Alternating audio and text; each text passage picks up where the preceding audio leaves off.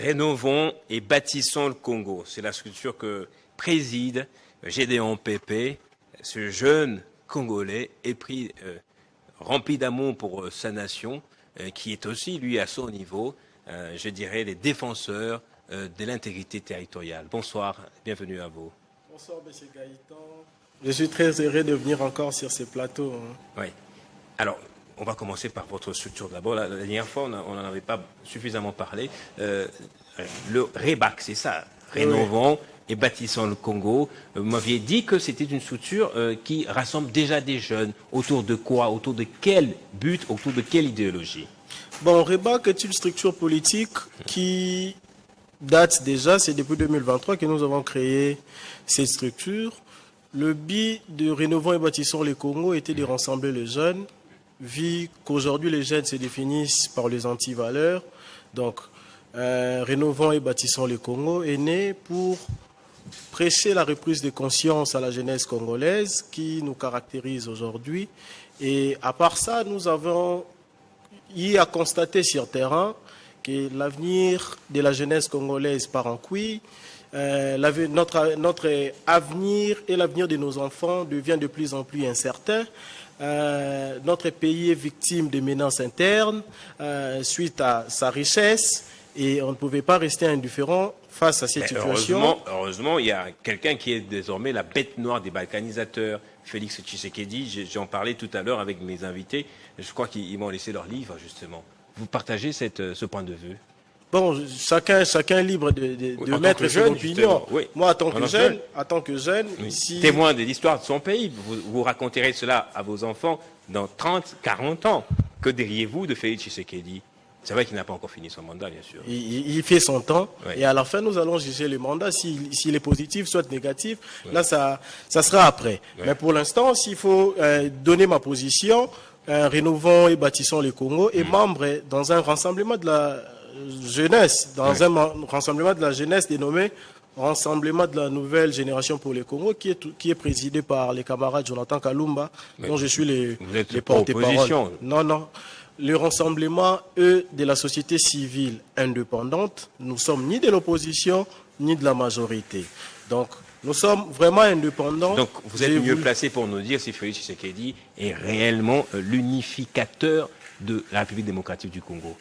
Vous êtes mieux placé, objectivement. Mais, non, le président arrive au pouvoir, oui.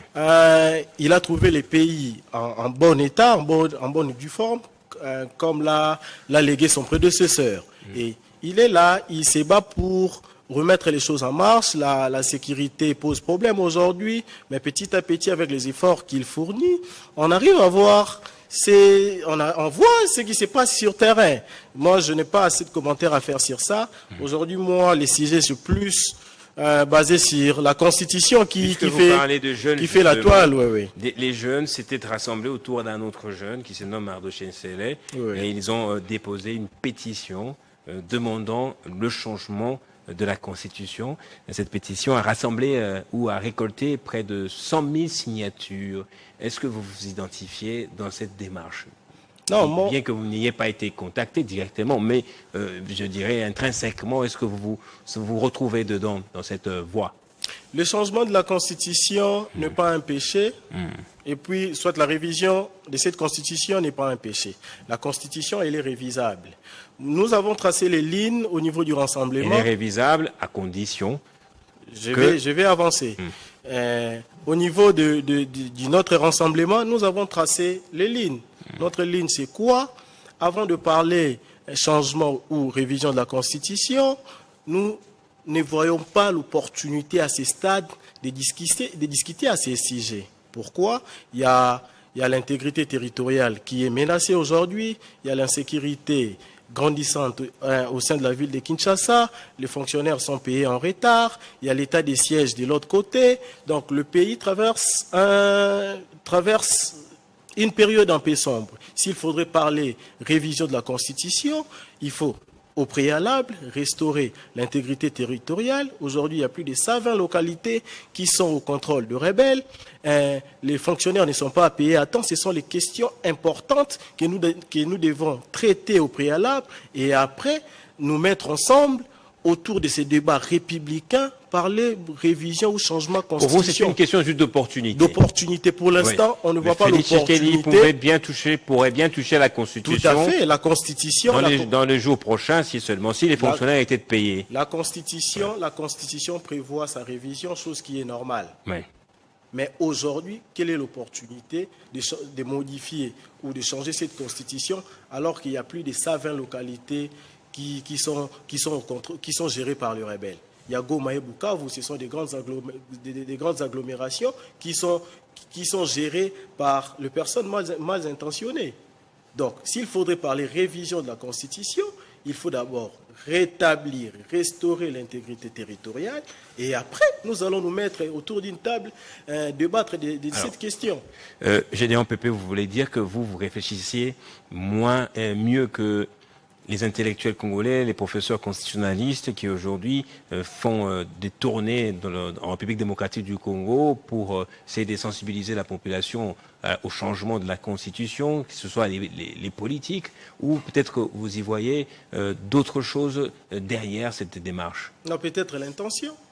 Oui, c'est quoi l'intention cachée?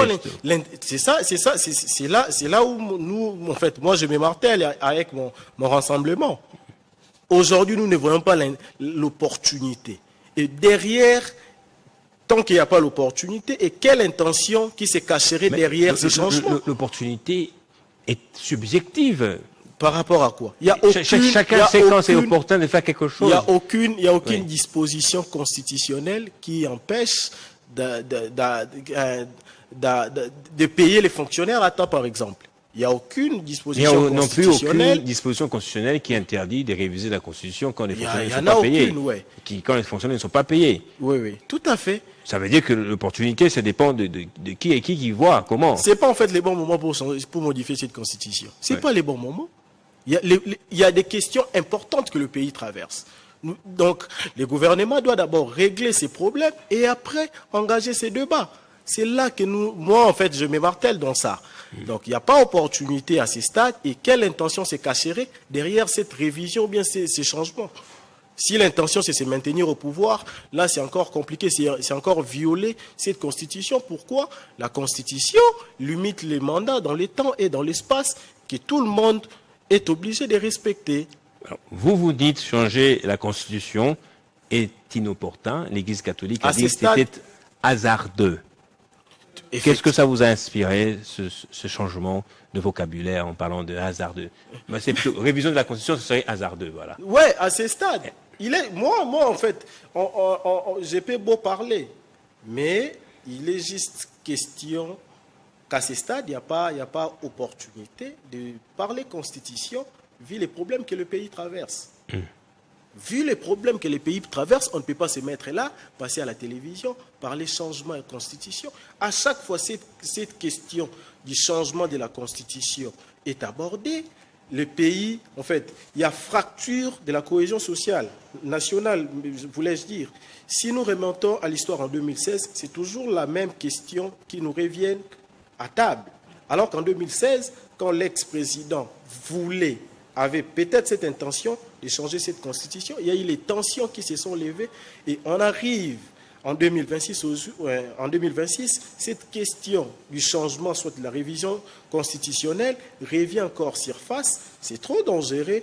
Nous risquerons de voir le même scénario que nous avons connu en 2016 se répéter en 2026 ou 2027.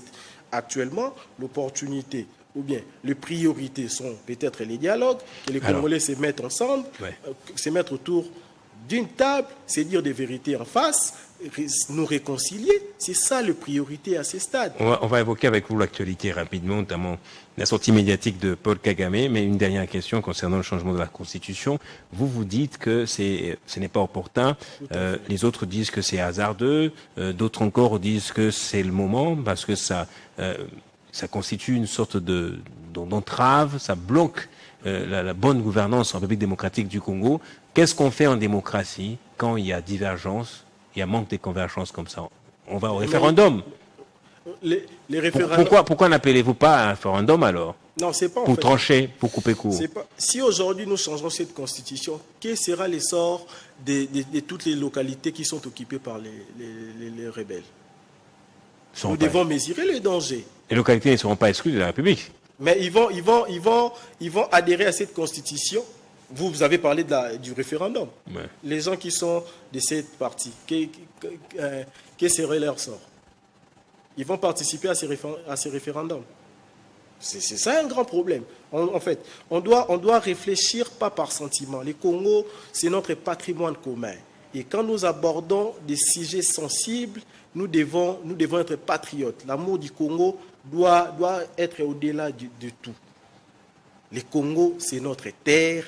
Les Congos, c'est la mère patrie.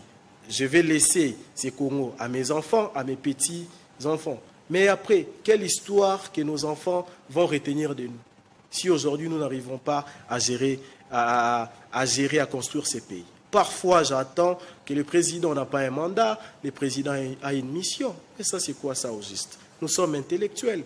Le président a au préalable un mandat. Dans son mandat, nous avons maintenant la mission du chef de l'État. Pourquoi? Le chef de l'État est l'incarnation de l'État. C'est-à-dire, je suis politologue de formation. Hein. Oui. Donc, le chef de l'État incarne l'État. Dans la notion de l'État, nous avons des types de l'État par rapport à leurs domaines respectifs. On parle de l'État-providence et de l'État-gendarme. Et l'État-providence, c'est celle qui est liée à la sécurité sociale aujourd'hui. Ah oui, c'est l'État en France, c'est ça, l'État. Et après, on parle de l'État... Félix Tshisekedi, qui est justement de la mouvance social-démocratie, ouais. C'est justement dans cette logique-là aussi qu'il peut mettre. Il est en train de mettre en place un État-providence ou providentiel. Alors, l'autre question d'actualité, pour avancer avec vous, Gédéon Pépé, quelle posture, quelle attitude un Congolais devrait-il avoir face au discours parfois incendiaire contre notre président Félix Tshisekedi que tient Paul Kagame, par exemple? Non, à ce stade, tous les Congolais devraient signer comme un seul homme, parler un seul langage. Le président mène ses efforts. Personne n'est ennemi du chef de l'État. Tous nous sommes Congolais, nous voyons les efforts qu'il a entrepris. C'est quelque chose que nous devons soutenir, nous devons applaudir. Mais si un Congolais tient des propos déshonorants à l'égard du chef de l'État, là, chacun a sa façon de voir les choses. Mais moi, avec mon éducation politique, je ne peux pas me mettre à la place publique, parler de n'importe quoi au nom du chef de l'État. Je ne pense pas. Moi, je reste à toutes les bonnes initiatives que le gouvernement en place mettra. Je soutiens toutes les bonnes initiatives allant au bonheur du Congo ou bien des Congolais. C'est là que moi je suis. Alors, dernière question, Paul Kagame dit au sujet de nos minerais que ça ne les dérange pas, que le Rwanda joue un rôle de hub régional, c'est-à-dire le lieu par lequel peuvent transiter les minerais pour leur vente, acheminement à l'étranger, alors que la République démocratique du Congo n'en est pas un, nous ne sommes pas un vrai hub. Tous les minerais qui sont vendus ici ne sont pas pratiquement traçables et nous allons signer un accord minier avec le Rwanda, sachant qu'il a déjà une avance sur nous. Vous, qu'est-ce que vous en pensez? Qu'est-ce que ça vous inspire? Je responsabilise le gouvernement. Ouais. C'est le gouvernement est responsable de tous ces engagements. Ce gouvernement va passer, l'autre viendra. Mais quel problème peut-être ce gouvernement pourra laisser au gouvernement précédent. C'est ça le problème. Donc, cette situation, moi, je responsabilise le gouvernement. Le gouvernement a un sérieux problème. Votre regard par rapport au travail, Kaba, la ministre de la Justice et des veilles patriotiques, est-ce qu'elle est vraiment à la hauteur des enjeux à la fois politiques et sécuritaires actuels? Le ministre de la Jeunesse ou de la Jeunesse? De la Jeunesse. Oui, j'avais dit quoi? Vous avez parlé de la justice. Jeunesse, excusez-moi, je voulais dire jeunesse. Bon, il fait son travail. il fait son travail. J'ai pas beaucoup à dire. J'ai pas d'accent à mettre et tout. Depuis qu'elle est là, moi, personnellement, je ne la sens pas sur terrain. Elle est un peu trop froide. Elle doit beaucoup travailler. Mais sinon, grosse force à elle, c'est le Congo qui gagne en tout cas. Merci. Votre dernier mot avant de nous séparer. Bon, moi j'ai toujours invité la jeunesse congolaise à la prise de conscience. notre grand combat. J'invite la jeunesse à rejoindre les rassemblements de la nouvelle génération pour le Congo. J'invite la jeunesse congolaise à rejoindre Rénovons et Bâtissons le Congo, dont je suis le coordonnateur national. Je salue aussi mon coordonnateur, Jonathan Kalumba, partout où il se trouve. Merci à vous, Gédéon Pépé, coordinateur ou coordonnateur de REBAC, structure qui veut dire Rénovons et Bâtissons le Congo. Merci à vous et très bonne soirée. Merci, M. Gaëtan. Merci à vous également pour votre attention que vous nous renouvelez chaque jour, chaque matin, en suivant à la fois notre matinale, le programme de midi, de la mi-journée, le journal, le programme de l'après-midi avec nos différentes émissions d'actualité, mais aussi le programme du soir comme Kinshasa Direct. Demain, ce sera samedi, aujourd'hui c'est vendredi saint. Bonne soirée de vendredi saint à toutes les chrétiennes et à tous les chrétiens catholiques particulièrement. Après-demain, ce sera la Pâque. Et d'avance déjà, je vous souhaite un bon dimanche de Pâques. On se retrouve demain samedi à 20h pour la grande édition du journal avec moi, après Club 50, la grande émission de débat que nous avons en RDC avec Jean-Marie Kassamba. Au revoir.